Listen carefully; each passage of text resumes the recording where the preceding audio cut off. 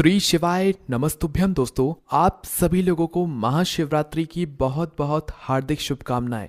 दोस्तों, महाशिवरात्रि एक ऐसा दिन जो कि साल की सबसे बड़ी शिवरात्रि होती है और इस दिन भगवान शिव जी को प्रसन्न करना भी बहुत आसान होता है। इस दिन भगवान शिव जी खुद कहते हैं कि कोई भक्त उनके पास आए, उनको प्रसन्न करे और वो उसकी झोली भर दें। और दोस्तों, महाशिवरात्रि के दिन जब भगवान शिव जी देते हैं ना, तो वो इतना कुछ प्रदान करते हैं जिसकी हम कभी कल्पना भी नहीं कर सकते। इसीलिए दोस्तों, आज का दिन आप लोगों को अपने हाथ से नहीं जाने देना चाहिए। दोस्तों, महाशिवरात्रि के दिन का कोई भी उपाय करने का कोई समय नहीं होता, क्योंकि महाशिवरात्रि का पूरा दिन ही उपायों को करने के लिए होता है। पूरा दिन ही भगवान शिव जी को प्रसन्न करने के लिए होता है। पूरे दिन में ही भगवान शिव जी बैठे होते हैं कि कोई भक्त आएगा, उनको प्रसन्न करेगा और वो उसकी झोली भरेंगे। इसलिए दोस्तों, आज के दिन को आपको अपने हाथों से नहीं जाने देना चाहिए। और आज के दिन, महाशिवरात्रि के दिन, आपको 108 चावल के दाने वाला उपाय जरूर करना चाहिए, क्योंकि दोस्तों ये एकमात्र ऐसा उपाय है जो कि कुछ विशेष दिनों पर किया जाता है। और जब विशेष दिनों पर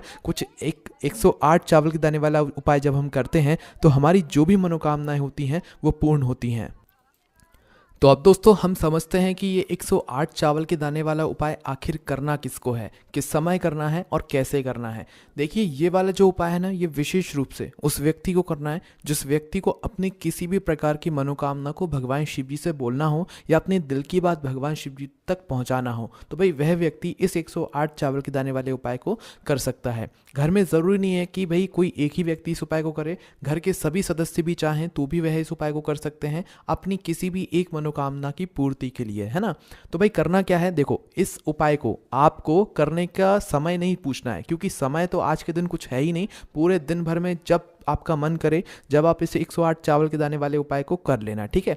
वैसे सुबह के समय करो तो सुबह जितना जल्दी हो सके उतना जल्दी कर सकते हो। दोपहर के समय भी करो, मंदिर पूरे खुले ही रहेंगे, दोपहर के समय भी कर सकते हो। और शाम के समय प्रदोष काल में करो तो भी कर सकते हो। बस ध्यान इस बात का रखना कि 108 चावल के दाने वाला जो उपाय आप लोग कर रहे हो वो सुबह के समय कर रहे हो, तो भाई कुछ ना कुछ पूजन सामग्री आप लोग ज़रूर लेकर जाना, ताकि भगवान शिव जी के सामने आप ये प्रकट ना करो कि सिर्फ आप उपाय के लिए जो है उनके पास इस उपाय को करने के लिए आए हुए हो। आप उनकी पूजन अर्चना करने के लिए भी साथ में जाना, है ना। तो इन 108 चावल के दाने के साथ में आप लोगों को अपनी पूजन सामग्री, जैसे कि सुबह के समय जा रहे हो तो कम से कम 1 लोटा जल लेकर जाना। इसके साथ में जो भी पूजन सामग्री है, बेलपत्र, फूल वगैरह, अबीर गुलाल वगैरह, या आप अपनी मर्जी के हिसाब से लेकर जा सकते हैं, पर कम से कम 1 लोटा जल तो ज़रूर लेकर जाना।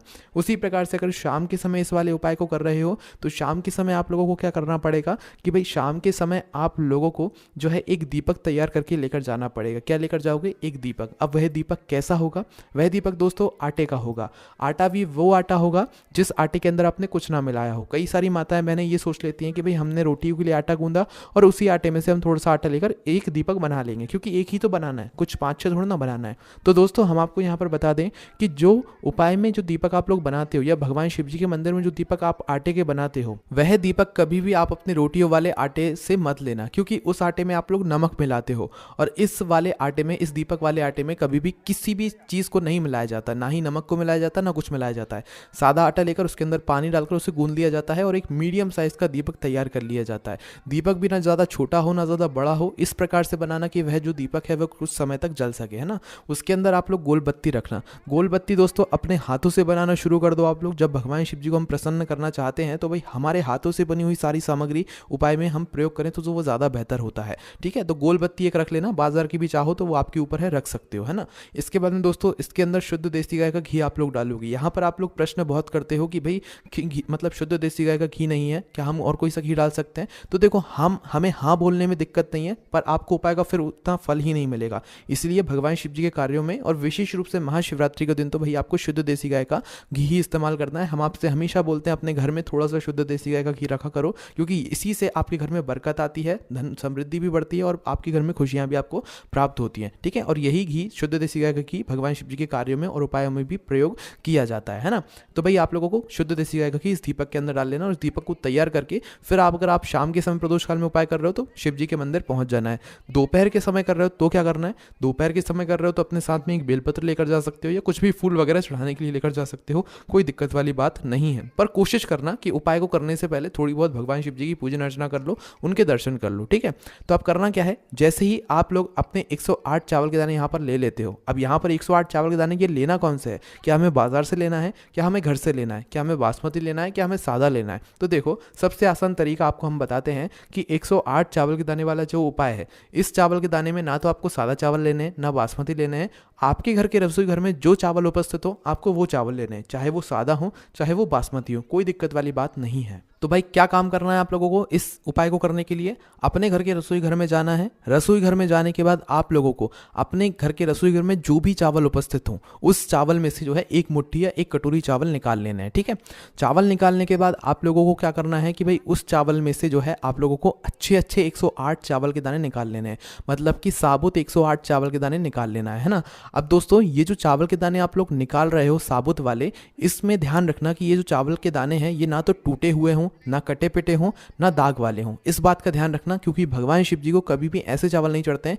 बिल्कुल साबुत पूरे पूरे और सगे चावल के दाने यहाँ पर भगवान शिव जी को चढ़ते हैं। तो इसीलिए आप उन चावल के दानों में से अच्छे अच्छे 108 चावल के दाने निकालकर अलग रख लेना। ठीक है, अलग रखने के बाद दोस्तों आपका सबसे बड़ा काम ये भी यहाँ पर रहता है कि आप इन 108 चावल के दानों को सुरक्षित कर लो। मतलब कि 108 चावल के दाने जो आपने लिए हैं उसकी एक तो या तो कागज़ की एक पुड़िया ले लो, उस पुड़िया के अंदर, कागज़ की पुड़िया के अंदर इनको बांध कर रख लो ताकि ये सुरक्षित हो जाएंगे, एक भी दाना आपका इधर उधर नहीं होगा। उसके बाद में दूसरा तरीका ये है कि आपकी जो कटोरी है, कटोरी के अंदर आपको 108 चावल के दाने रख लेने हैं। इससे भी आपके सुरक्षित हो जाएंगे, कहीं भी एक भी दाना नहीं जाने वाला है। हमें पूर्ण 108 चावल के दाने साबुत वाले ही चाहिए, इस बात का भी आप लोग ध्यान रखिएगा। ठीक है, तो जैसे ही आज का दिन रहेगा तो भाई आज के दिन जिस भी समय आप उपाय करो शुद्धता का विशेष रूप से ध्यान रखना। ठीक है, मतलब कि आप स्नान सुबह कर लेना, बाकी जिस भी समय उपाय को करने के लिए जाओ, शाम के समय या दोपहर के समय, तो हाथ मुंह धोकर जरूर चले जाना है ना। तो अपने घर के पास में जो भी शिव मंदिर हो, क्योंकि शिव मंदिर आज के दिन पूरे दिन खुले रहेंगे, तो भाई जो भी शिव मंदिर हो आपके घर के आसपास में वहां पर आप लोगों को जाना है, कहीं दूर भी जाने की जरूरत नहीं है। ठीक है, जो आपके घर के पास में शिव मंदिर हो वहां पर जाना है।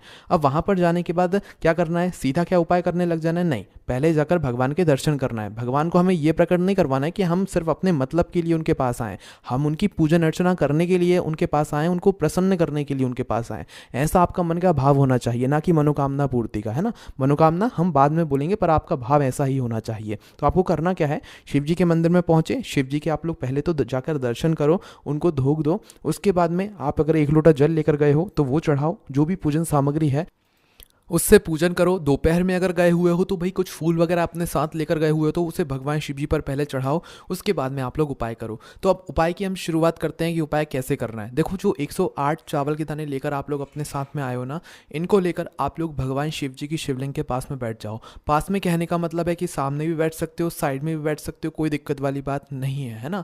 तो भाई शिवलिंग के पास में कहीं पर भी आप इस उपाय को करने के लिए बैठ सकते हो। और बैठने के बाद आपका सबसे पहला काम ये रहेगा कि आप अपने वह 108 चावल के दाने अपने सामने निकाल कर रख लो। इन्हें आपको हथेली वगैरह में नहीं रखना है, क्योंकि ये वाला उपाय आपको अपने सीधे हाथ की हथेली से ही करना है। तो क्या करना है, अपने सामने या तो वो कटोरी रख लो जिसके अंदर आपने 108 चावल के दाने रखे हुए हैं, या आपने अगर पुड़िया बनाकर रखी हुई है कागज़ की तो भी उस कागज़ की पुड़िया को खोलकर अपने सामने रख लो। ठीक है, सामने रखने के बाद ध्यान रखना इस उपाय को आपको अपने सीधे हाथ की हथेली से ही करना है ना। अब भाई क्या करना है आप लोगों को, आपके सामने चावल हैं, कुल 108 चावल के दाने हैं आपके सामने। आपको करना क्या है कि इन 108 चावल के दानों को एक एक करके भगवान शिव जी की शिवलिंग के ऊपर चढ़ाना है। और हर चावल के दाने को चढ़ाते समय आपको श्री शिवाय नमस्तुभ्यम भी बोलना है। कैसे बोलोगे, देखो हम आपको उदाहरण के जरिए समझाते हैं। जैसे कि आपने अपना पहला चावल का दाना उठाया अपने सीधी हाथ की हथेली से और शिव जी की शिवलिंग पर चढ़ाया और श्री शिवाय नमस्तुभ्यम बोल दिया। उसी प्रकार से दूसरा चावल का दाना उठाया, शिवलिंग पर चढ़ाया और श्री शिवाय नमस्तुभ्यम बोल दिया। तीसरा चावल का दाना उठाया, शिवलिंग पर चढ़ाया, श्री शिवाय नमस्तुभ्यम बोल दिया। ठीक है, इसी प्रकार से आपको हर चावल के दाने को चढ़ाते समय श्री शिवाय नमस्तुभ्यम जरूर बोलना है। आपको अपनी तरफ से तो सीधे हाथ के तरीके से चढ़ाना शिव जी की शिवलिंग के ऊपर ही है, बाकी फिर वो दाना अपने आप जलाधारी पर भी गिर जाता है, या कोई जल चढ़ा देता है वापस से वो जलाधारी पर आ जाते हैं, कोई दिक्कत वाली बात नहीं। पर आपको अपने हाथों से तो शिव जी की शिवलिंग के ऊपर ही चढ़ाना है, भले फिर वो बाद में जो है जलाधारी के ऊपर अपने आप आ जाए, है ना, कोई दिक्कत वाली बात नहीं है। आपको अपने हाथों से जरूर शिव जी की शिवलिंग के ऊपर ही यह एक एक चावल का दाना जो है शिव जी की शिवलिंग के ऊपर श्री शिवाय नमस्तुभ्यम बोलकर चढ़ाना है। हर चावल के दाने को चढ़ाते समय श्री शिवाय नमस्तुभ्यम बोलना जरूरी है ना। और एक साथ नहीं चढ़ाना है चावल के दाने को। अगर आपको उपाय का पूर्ण फल चाहिए तो इस बात का आप लोग ध्यान रखना, एक एक चावल का दाना चढ़ाते जाना, श्री शिवाय नमस्तुभ्यम बोलते जाना। उसके बाद में दोस्तों जैसे ही आपका आखिरी वाला चावल का दाना आता है या 108वां चावल का दाना आता है, तो उस चावल के दाने को चढ़ाते समय भी आप आंखें बंद करके श्री शिवाय नमस्तुभ्यम बोलकर उस आखिरी वाले या 108वें चावल के दाने को चढ़ा देना।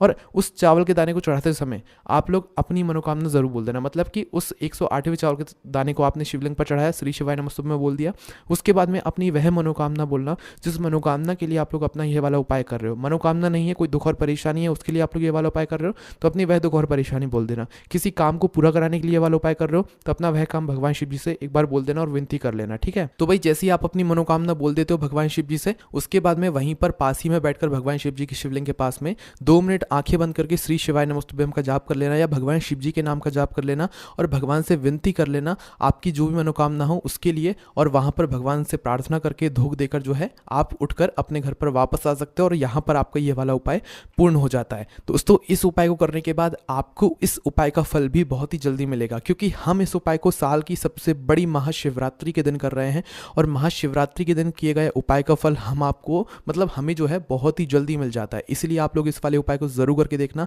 बाकी दोस्तों यह वाला उपाय आपको हमारी वेबसाइट भोलेनाथभक्ति.com पर मिल जाएगा। आप भोलेनाथ भक्ति गूगल पर सर्च कर लीजिए, आपको हमारी वेबसाइट दिख जाएगी और उस पर जाकर आप पंडित जी द्वारा बताए गए सारे उपाय को पढ़ सकते हैं। हमने आपको व्हाट्सएप चैनल की लिंक डिस्क्रिप्शन में दी है, वहां से हमें ज्वाइन कर लीजिए ताकि आपको उपायों की जानकारी जल्द से जल्द मिल सके। कोई भी समस्या कमेंट करके पूछ सकते हैं। ओम नमः शिवाय, जय भोले बाबा, श्री शिवाय नमस्तुभ्यम।